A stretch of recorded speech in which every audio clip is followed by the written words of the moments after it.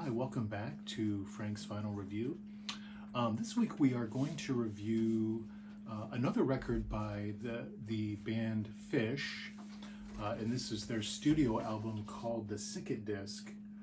This album was released in June of 1999 via their newsletter, and then subsequently re-released in November of 2000 by Elektra, their record company. This is a very interesting album. I listened to it earlier. I've listened to this so many times. It's such a great listen. It really is a departure from, the sort of the typical Phish, right? Which is, psychedelic rock and the myriad of influences that they've had on themselves as individuals and collectively as a band. And this album came at a very fertile period for them. And we're going to talk about two tours in particular, that sort of bookend this album, if you will. And specifically, you'll hear me mentioning the Europe '97 tour. They toured in Europe between the 13th of February 1997 through the 2nd of March 1997. So right around 3 weeks, they had played somewhere between 14 and 16 gigs. I can't remember the exact figure, but I recently listened to that tour this past winter. The other tour that I'm going to talk about that you'll hear me mention in relation to this album is their Phish's summer 1999 tour, specifically the tour that began in June 30th, 1999 through the 26th of July, 1999. Just because a lot of the Siket stuff, they played a lot of that stuff in July of 1999. So you'll hear me mention, potential influences and, straight up music from this great album. So I'm gonna jump right into it here with my notes. So the initial session was recorded in March of 1997 between the 11th and the 15th at Bearville Studios in Woodstock, New York. And so Phish had just finished their European tour. They sort of had a breakthrough at the March 1st, 1997 show in Hamburg, Germany, at the Market Hall. They played a version of Wolfman's Brother that was really extended and essentially featured their first real funk jam. This 97 tour, the European 97 tour, they had been talking about wanting to create new music, and they were hearing it in their heads. And I've read interviews, they were trying too hard in 96. So 97 comes, it's a new year, and they really let go. They just, like our friend Trey say, they just stopped trying so hard and just sort of let things flow, if you will. I think that was a great sort of way to open the year, with that sort of new philosophy, if you will, almost less is more. So anyway, they played this great show on March 1st in 97 at the Market Hall. And there were other great highlights, but specifically that Wolfman's was special to the band because they felt like they had crossed the line, they had, made a substantial evolutionary step, if you will. And, if you listen to that jam, you might hear, I've heard different people mention it. It's potentially an embryonic version of Ghost. And if you know Phish, the song Ghost debuted in their summer European tour and kind of defined the new sound, if you will, for the next couple of years, next 3 years. So that's how important that Wolfman show. So the Hamburg show, I'm sorry, that's how important it was to them. So they had this, this sense of, newness, and they come back and they go right into the studio because they knew that they had found something different, right? So they went to Bearsville Studios and essentially jammed, and so that's where this album comes from. It comes from that post-European 97 tour, and they just were feeling this sense of renewal, right? And so they went into the studio and played for 4 days. So I want to jump right into the album. And so the album starts off with a song called My Left Toe. And some of the titles are kind of interesting as well. So there's there's sort of a mellow bass opening. It's almost like a drone, and there's you hear a lot of synopication with Mike Gordon, the bass player, and John Fishman, the drummer. There's some really mellow keyboard underneath. You can hear Paige McConnell, the keyboard player, is playing some synthesizer washes, if you will. There's some subtle Fishman underneath, and Trey Anastasio, the lead guitar player. He's usually way out front, and he sort of defines their sound in terms of his guitar playing. But here, he's very subtle, and he's playing a very subtle riff underneath. And Mike, the bass player, is sort of taking the reins on this one. He's got more of a lead role in this jam. And going back to this album was mixed in October of 1998. Getting it ready for its release in '99. But an early live version of My Left Toe, you can hear that in the 21st November 1998 version of Simple, and that's you can hear that either on bootleg, or if you want a crispy soundboard, the live set Hampton Comes Alive, Upon on Frampton Comes Alive. But in that version of Simple, you can hear My Left Toe. So it's a pretty cool jam. So as this jam continues, you can hear Trey and Paige sort of accentuate, and then John Fishman has been playing pretty subtle stuff, mostly cymbals, and we finally hear his snare. So the music sort of takes on more of a growl than it was before. Before it was sort of quiet and mellow, and everyone's accentuating, so it sort of it picks up a level, if you will. Trey continues to play very simply, and we hear more washes from John Fishman cymbals, and the jam starts to fade with just Trey and Mike, but just a really cool way to open up the album. I wanted to mention a couple live versions, because I just literally within the past week or two I went through the July 1999 tour, so that music is so fresh in my memory. But there are two versions of My Left Toe that I recommend specifically. The first one is July 21st, 1999, from Burgettstown, Pennsylvania. It's just got it's in the middle of a pretty big Mike's groove. It's a great version. I just want to, it comes out as Simple, like I just mentioned, the Hampton version. But this is fully formed My Left Toe, and the second jam, the second half of it is just it's really cool. And the other version I wanted to mention, the last version of the tour that they played, and frankly I think it's the last version that they've played. 4 nights later at Deer Creek in Noblesville, Indiana, they played My Left Toe. I believe it was the second or the third song of the set, but just a great version. I mean, it's somewhat abbreviated, especially compared to the version that I just mentioned. It's literally like 5 or 6 minutes, and then they segue into Whipping Post. But it's just, I don't know, that the Deer Creek version, the Deer Creek '99 version, it's just so good. I mean, I recommend listening to both, and you can decide for yourself. But I wanted to mention those two jams. The next song on the album is called The Name is Slick.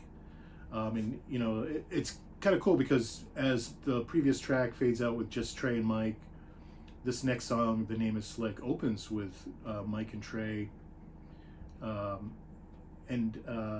Very there's some subtle Paige, and he's coming in on clavinet.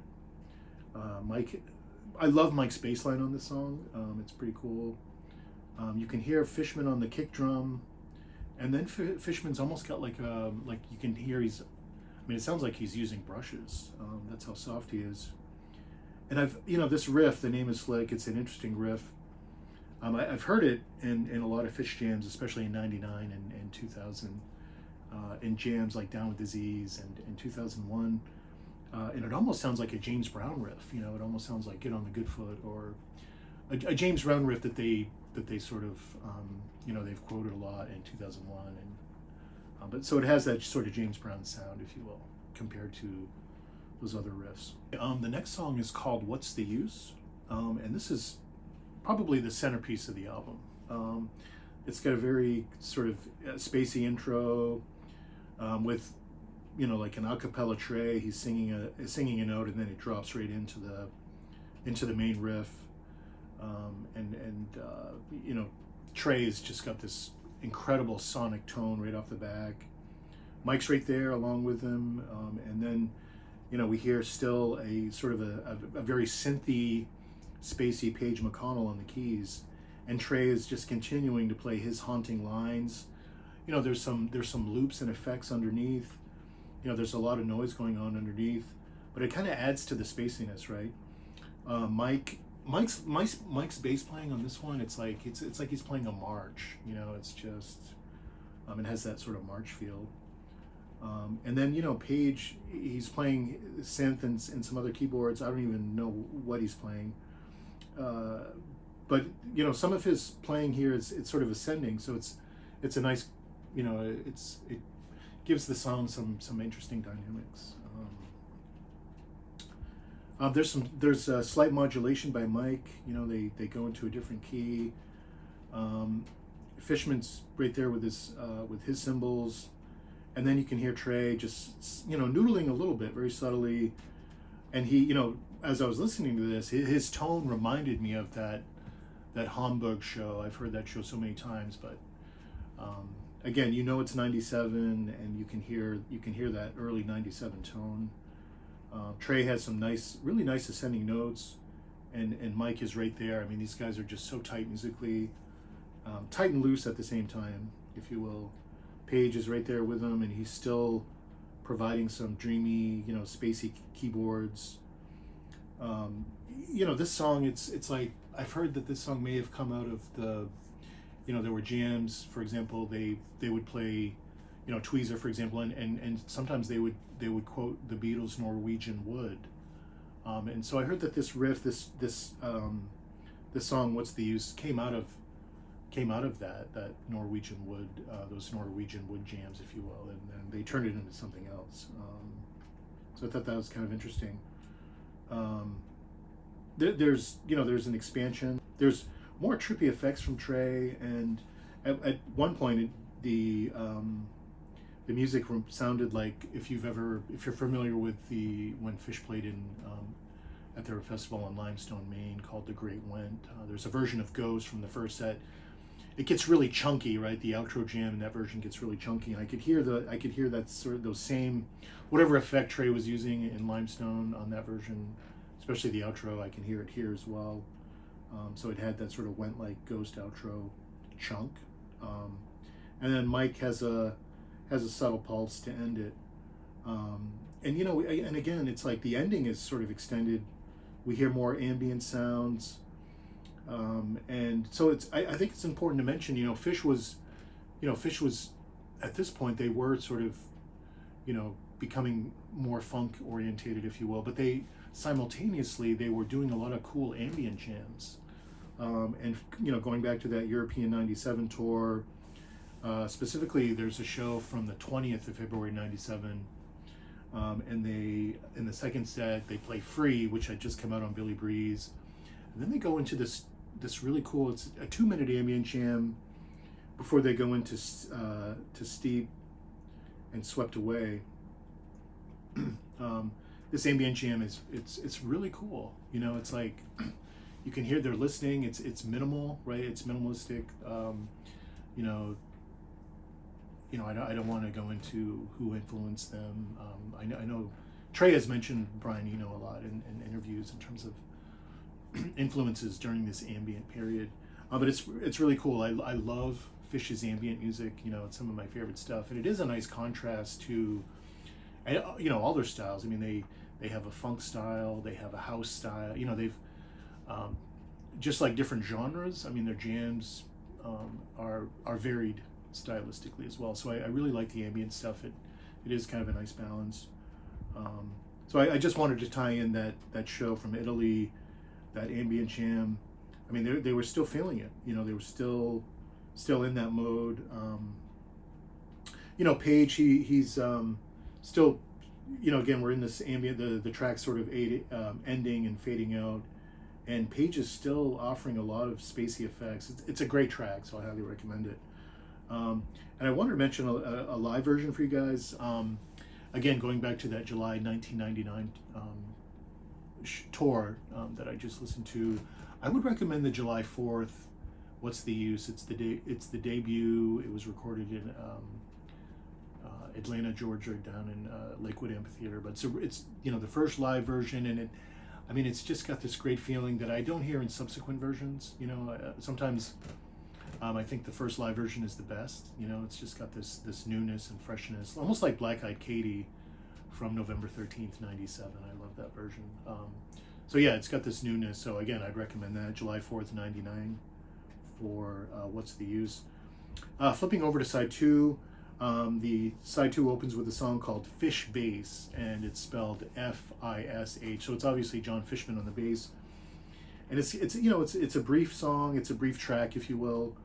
And it sounds like a video game, drop the needle and you just hear these video game sounds, right? And it's pretty brief, and it fades out.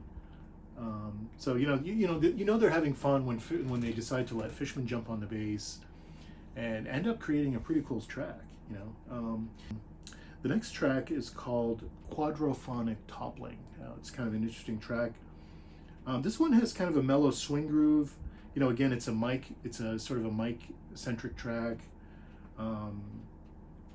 Similar to My Left Toe, but just, obviously a little bit different. There's some very subtle page underneath.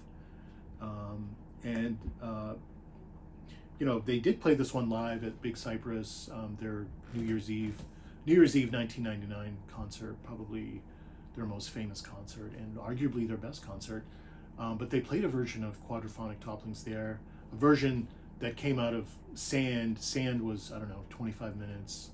But the Sand into Quadrophonic Toppling, I believe it was 40 to 45 minutes.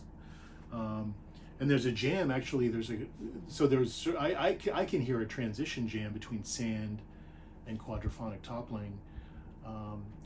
And again, listening to this July 1999 tour, on the 24th of July, so the night before Deer Creek, they were playing at Alpine Valley on the 24th of July, and they played a 32-minute opening Fluffhead, but in the latter jam, right, the jam part of this extended version of Fluffhead, you can hear that same jam that they played in Big Cypress before they went into Quadrophonic. It's there in the Fluffhead jam, so I thought that was kind of cool.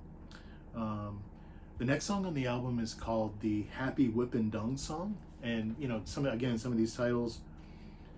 This one has some really kind of, again, trippy effects with like a kind of a march beat from Fishman, right?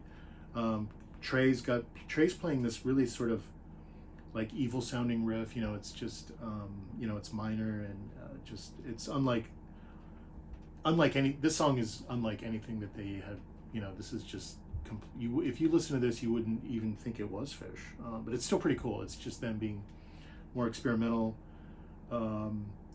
There's some really cool effects by Page, and it sounds like he's playing his clavinet just on higher registers.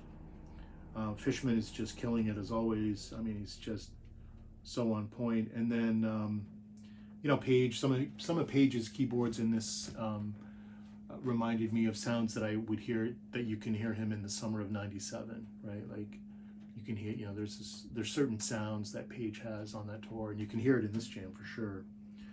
And then as the track sort of winds down, it almost has a circus feel towards the outro, and then it fades out. And it was played live only one time, and it was played live at the same show that I just mentioned, the July 24th, 1999 show from Alpine Valley, where I heard that Quadrophonic Toppling jam. But that was the only time it was played live, and a fairly brief version, maybe shorter than the album. The next song on the album is called Insects. And this is kind of a John Fishman centric track. The more effects fade in, and then Fishman, it sounds like he's like on the edge of his snare. Then the cymbals and the kick drum kick in, and there's some more subtle effects and loops, and so there's sort of this wash underneath, if you will. It's polyrhythmic with Fishman. He's hitting 3 different drums simultaneously. So he's the master really in terms of his polyrhythmic ability. But then you've got all these other, poly effects underneath, right? So, it does sound like, it kind of sounds like Benny Hill music. It sounds really fast and busy and slightly chaotic, fast moving. But it's symbiotic, so it's kind of interesting. There's a song called Title Track, and maybe it had been titled after the name of the album, the Siket disc. It might have been titled after the engineer John Siket, who that album was named after. This is opening with Page, and someone's voice is sampled in. Maybe it's Siket's voice.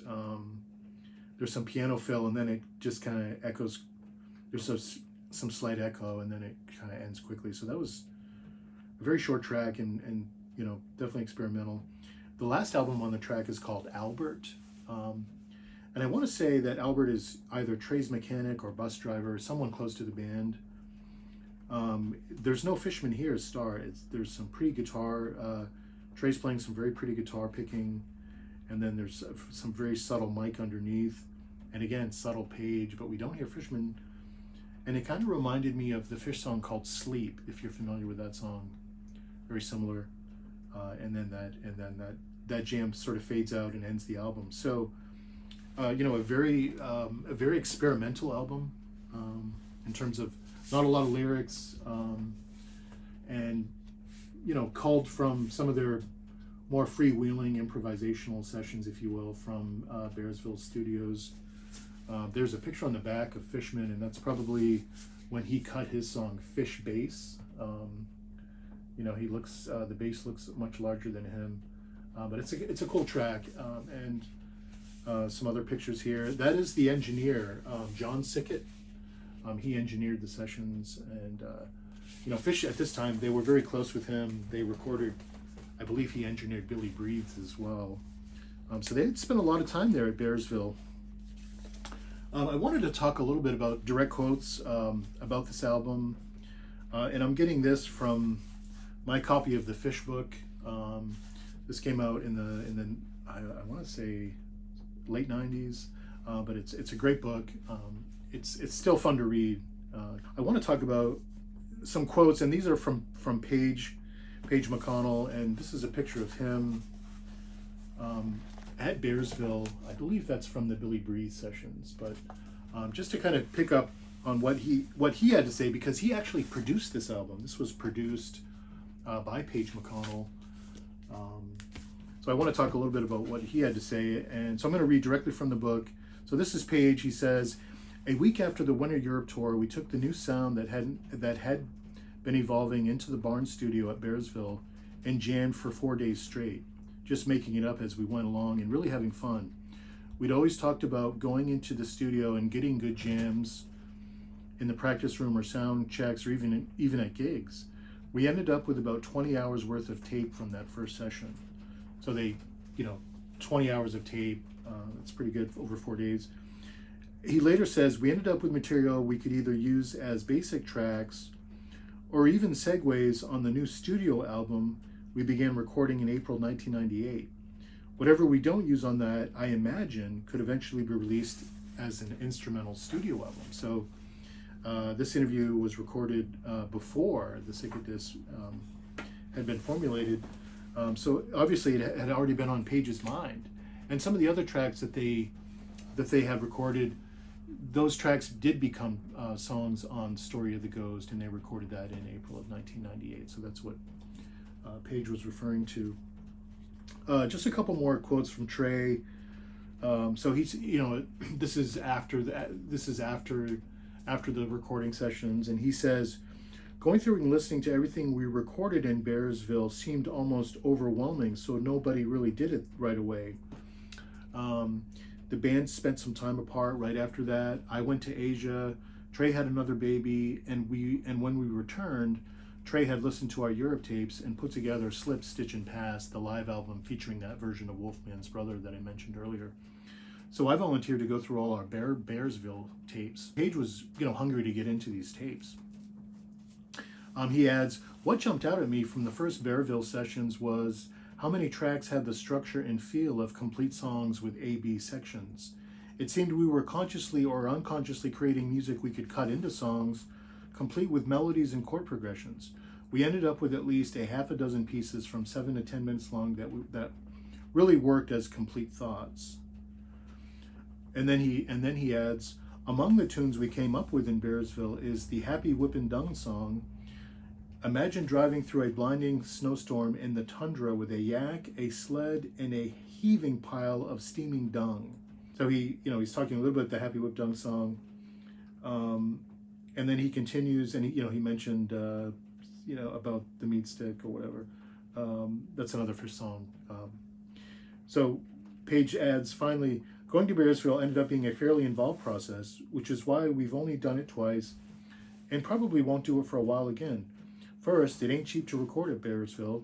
We spent tens of thousands of dollars during the 8 days we spent there this year. Second, it's a lot harder than you might imagine to wade through everything we recorded. I found the stuff from the first session to be really special in a way that the second session wasn't. It had to do with our attitude going in after having played Hamburg the week before. We were all on the verge of, oh my God, it's all out there, anything we want. Thank gosh we went in when we did, because we would have missed that unique snapshot of what the band could do at the studio when left to our own devices for 4 days.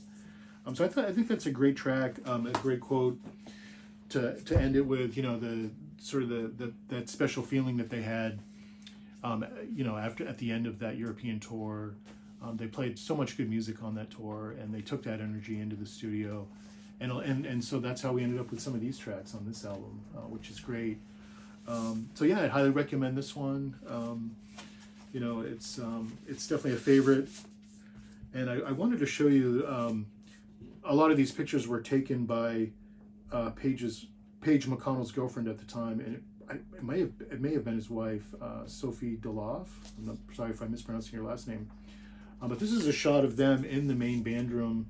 But it's just a great snapshot of them playing their music, all new music. It's really good stuff. So playing essentially with just the engineer, right, John Siket. He's just putting tapes on, and they're kind of doing their thing. So it's a great way to record. They've always been known as a live band. So for them to put together this live record, essentially them jamming live in the studio, really experimental, and again ambient in nature. It's a really nice record. I highly recommend it. Thank you so much for this week. Please like and subscribe, and if you want to talk about anything we talked about on this record, anything you want to mention from the Europe '97 tour, which it's such a great tour, I could probably do a whole episode just on that tour, as well as the July 1999 tour, because we heard versions of My Left Toe, What's the Use, and the Happy Whippin' Dung song on that tour. So that to me that's another special tour, not just because they played the Siket disc songs on that tour. It's just a great tour musically. Just volcanic is one way to describe it. So that's it for this week, guys. Thanks for tuning in, and I look forward to seeing you next time. Okay, thanks. Have a great day.